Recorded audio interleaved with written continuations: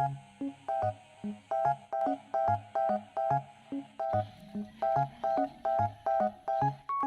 yung na-propagate namin today guys, naka-apat kami. Kailangan talaga na ma-propagate na yung shoot bago pa mag-rot. Kasi kapag natagalan,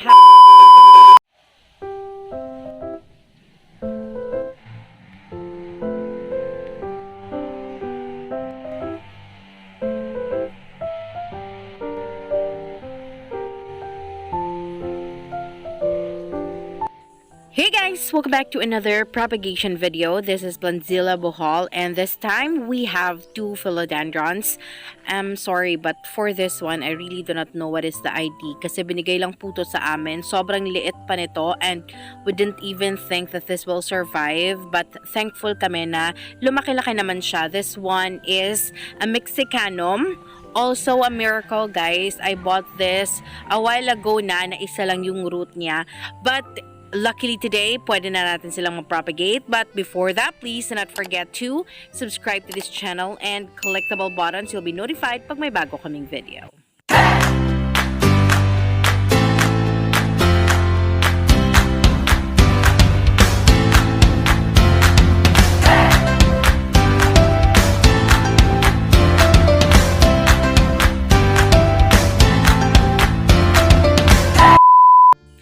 Sobrang liit pa ng Mexicanum na to when I got this. And if bago ka pa lang sa channel na to, hindi mo napanood siguro yung video na yon but you can watch that. I bought 4 philodendrons for 1,000 pesos. And ito yata yung pinaka-least yung chance na mag-survive kasi bagong cut siya. So hindi sinabi ni seller na bagong cut siya guys. And then isa lang yung root niya. So super slim ng chance of survival but luckily dahil na-notice namin na meron pala talagang papatubo sa pinaka-ilalim na tabunan lang ng soil. Eto ngayon siya guys at tumutubo na ng maayos. Well, this other one right here is something that we really do not know guys. Even yung nagbigay sa amin, hindi kilala to. At the back of our minds, we are thinking that this is a golden philodendron. But please do confirm if it's true or sana mag-comment kayo down below if you know this philodendron guys. And hindi din ako sure if ganito din ba yung itsura ng dahon niya kapag nag-mature na because meron ding chance na magbago pa yung itsura ng dahon. As of now, medyo pahaba yung dahon niya tapos pointed sa dulo. Medyo payat guys. So I haven't seen this philodendron before. Kaya sana please mag-comment kayo kung kilala nyo to. You might wonder why we will propagate this at this size na sobrang liit pa talaga. Yes, you are right. Sobrang liit pa nito guys. But the reason why we need to propagate this is that nakadikit pa sila sa mother plant. Just in case hindi nyo pa na-experience, in the long run guys, magrarat po yung mother plant na dinidikitan ng shoot. Lalo na if you propagate it through a nodal propagation tapos yung inaasahan lang na root is yung root ng mother plants and wala pang root mismo yung shoots nyo. Kaya kami guys, hindi kami nagpo-propagate na sinasama yung node ng mother plant. Talagang hinihintay namin na dumami yung roots ng shoots bago namin siya putulin. But before we head on to propagation, nandito na tayo and nagpe-prepare na ng potting media na gagamitin. Of course, we'd love to use acacia leaves but unfortunately, naubusan kami. So, ito yung gagamitin namin ngayon. Rice hulls, meron kaming konting carbonized rice hulls na andito guys. Tapos, itong mga coconut fiber plus tiny coconut cubes. For this time, maliliit na pots muna yung nabili namin kasi maliliit pa itong ipapropagate namin. Tapos, magpapropagate din kami ng pink princesses. So, soon na yun guys, abangan nyo. Ito mga mumurahing pot lang to na makikita nyo sa tabi-tabi. Pero kami binili namin to sa Unicity and mura lang siya guys. Below 10 pesos. And gustong-gusto ko siya kasi tingnan nyo yung holes dito sa baba. So, perfect siya guys para sa mga bagong propagate kasi sobrang well-draining niya. Lalagyan lang namin siya ng coconut fiber para hindi diretsong lalabas yung potting media na ilalagay. Perfect talaga to guys if your garden issue is about root rotting kasi talagang lalabas automatically yung excess water if ever merong papasok kasi sa dinami-dami ba naman ang butas na andon. So meron kaming coconut fiber. Anyway guys, here are a few of what we got from Shopee. So nakuha na namin to before pa pero hindi pa namin nagagamit lahat. Meron kaming Dithane na M45 guys. Ginagamit po namin siya kapag nagka-cut. So in lieu of cinnamon powder kasi paubos na, pwedeng-pwede siyang gamitin. And ito naman yung sinasabi ko na vitamins ng plants na nagugustuhan ng plants namin ngayon guys, is super effective kasi gumaganda yung tubo nila and lumalago sila. Gumaganda yung kulay guys, lumalabas yung totoong kulay ng plants namin. Tapos ito naman is an organic fungicide. Nagamit na din po namin siya guys. Pwede siyang i-dilute sa water or i-direct application. Etong neem oil, gamit namin siya guys, pampalinis ng dahon, pampakintab lang. Pero do not expose it to direct sunlight after using kasi masusunog talaga. Eto namang fertilizer na to guys, hindi pa siya bukas, hindi pa namin siya nagagamit. But we will try using this soon.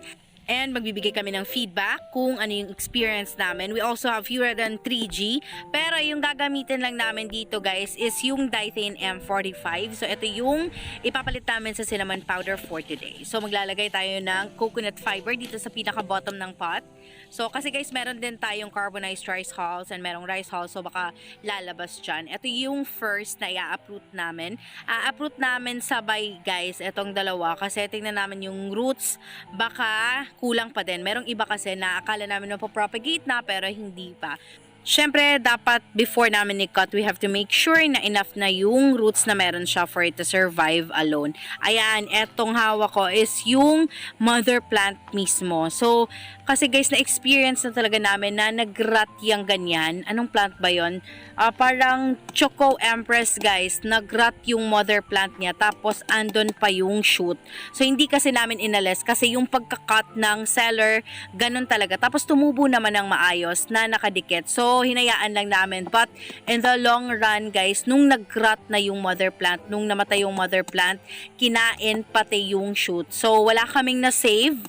It also happened to one of the billetes na binigay sa amin. So, both of them are deads na guys. Wala kaming nagawa kasi kinain pati yung shoot. Instead na yung mother plant lang sana yung mabulok. So, dalang-dala na kami and we are sharing it with you as well para hindi nyo ma-experience lalo na sa mga kasisimula pa lang. Kasi it's really not easy guys dealing with plants na lalo na kapag mahal yung bili mo. Tapos, in the end, wala ka talagang masisave kahit konti.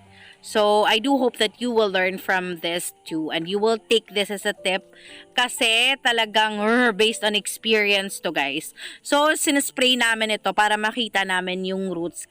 So, ayun guys, it is cutting time. Unfortunately, wala kaming pole. Mas maganda sana siyang itanim na merong pole guys. I have seen Mexicanums being planted in such way. Sobrang ganda ng tubo and lumalaki talaga yung dahon. Humahaba guys.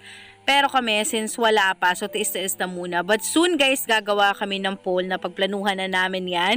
Pero hahanap pa kami ng gagamitin for that. Kasi hindi na pwedeng puro kahoy lang and mahal naman pag PVC. So, we'll make a DIY pole and we'll share that with you soon. So, ito yung kinakat niya. Inalis talaga totally yung mother plant guys and it will be planted separately. So, meron na kaming dalawang shoot for this Mexicanum. We will move on to this one, but hindi ko talaga to kilala. So, for those of you na merong ganito or kilala to guys, comment down below naman para maliwanagan kami. Kasi hindi talaga ako sure kung ano yung pangalan niya. Merong plant na andito na mukhang katulad niya, pero they have different colors. So, hindi ko na talaga alam. Comment down below, yun na lang talaga yung inaasahan ko. Meron siyang maliit na root na lumabas dito guys. So, this will be separated from the mother plant as well. Kasi shoot na din siya guys. Share ko lang guys, naka-voice over po ako ngayon kasi wala ako kanina habang finifilm tong video na to. I'd love to do ASMR kapag nagka-cut pero no choice. Kailangan kong hinaan yung volume kasi sobrang ingay ng background. Parang may kahoy na pinuputol so nakakainis. I'd like to thank Toby for giving this to us. Nakakita na kami ng bigger version nito guys sa Dumaluan Beach Resort. Pero wala pa ding pangalan kasi galing din daw sa kanya. So, syempre hindi kilala ng may-ari. Paano makikilala?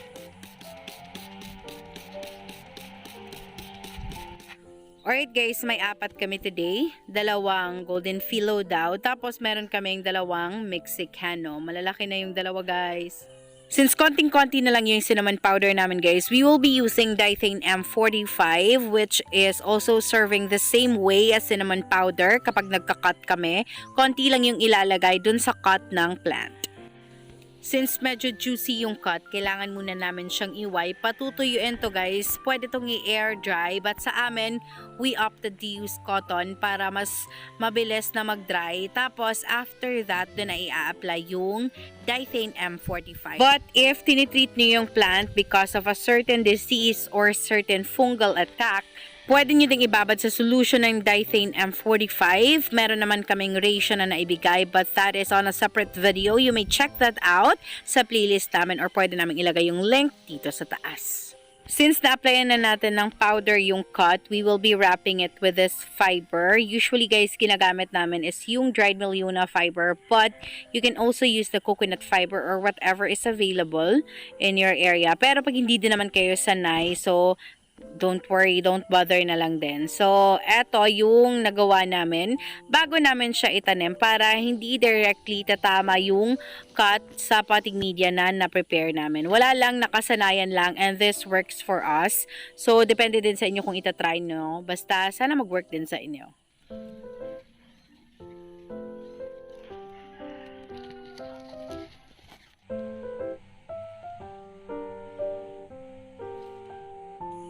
So yun guys, same process will be done to the following philodendrons. Ito is yung smaller one, irarapa din ng Milluna fiber, tapos bago itanim. Of course guys, we will be doing that to the two mexicanums na na-prepare na din namin. So, ganun lang kadali guys. Just do remember na if nakadikit pa sa mother plant, mas maganda yung makat siya ng mas maaga, lalo na kapag meron ng roots. Pero pag wala pang roots guys, wag pa sanang i-propagate para sure ball tayo na magsusurvive yung mga plants na gusto nating paramihin. So, ayan lang guys. That is pretty much it for this video. Thank you so much for making it till the end. It has been Maria, the voice of PLANTZILLA BHL. Kapag hindi ka pa nakapag-subscribe, kindly click the subscribe button and click the bell icon beside it so you'll be notified pag may bago kaming video. Bye!